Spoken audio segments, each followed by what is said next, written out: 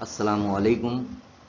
آج ہم جس عنوان پر مضمون لکھ رہے ہیں اس کا نام ہے یوم آزادی۔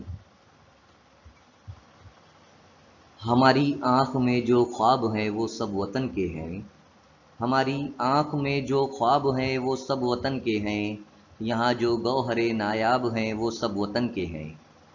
ہمارے دیش کو آزاد ہوئے 76 سال ہو گئے۔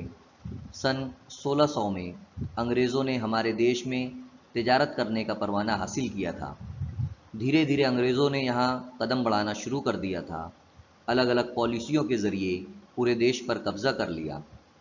سن 1857 کی جنگ آزادی کے بعد انگریزوں کو ہندو مسلمان اتحاد کا خطرہ محسوس ہونے لگا تھا، اس لیے انگریزوں نے پھوٹ ڈالو اور حکومت کرو کی پالیسی اپنائی۔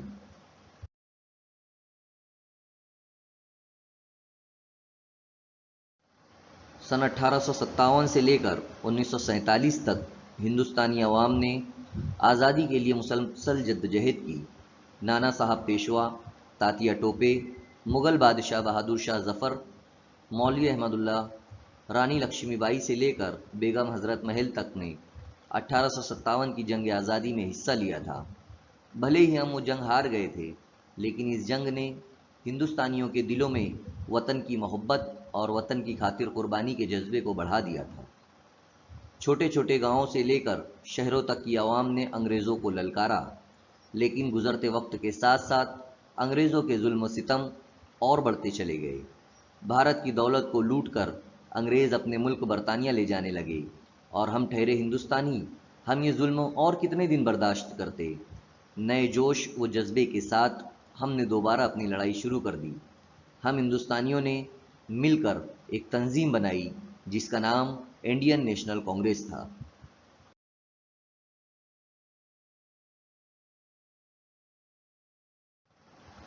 ہمیں ایسا لگا تھا کہ اس تنظیم کے ذریعے ہم اپنی باتوں کو انگریزوں کے سامنے رکھیں گے اور آزادی حاصل کریں گے، لیکن انگریزوں کی نیت صاف نہ تھی۔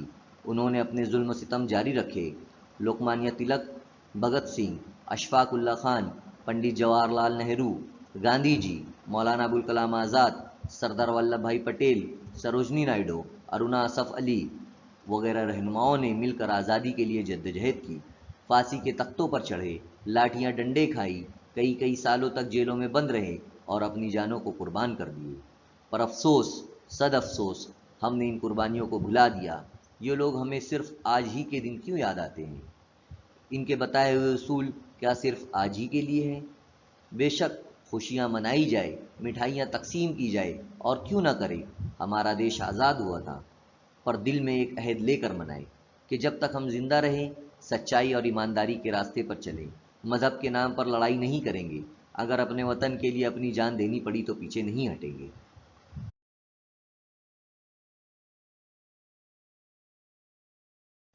ساتھیوں، آخر میں آپ سبھی سے ایک بات کہنا چاہتا ہوں۔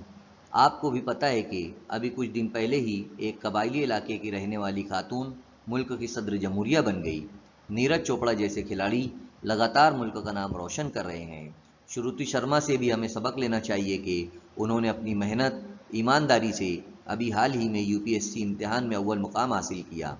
ہمیں ان لوگوں سے بہت کچھ سیکھنا چاہیے اور اپنے والدین، اپنی قوم اور اپنے ملک کا نام روشن کرنا چاہیے۔ غلامی میں نہ کام آتی ہے شمشیریں نہ تدبیریں، غلامی میں نہ کام آتی ہے شمشیریں نہ تدبیریں، جو ہو ذوق یقین پیدا تو کٹ جاتی ہے زنجیریں۔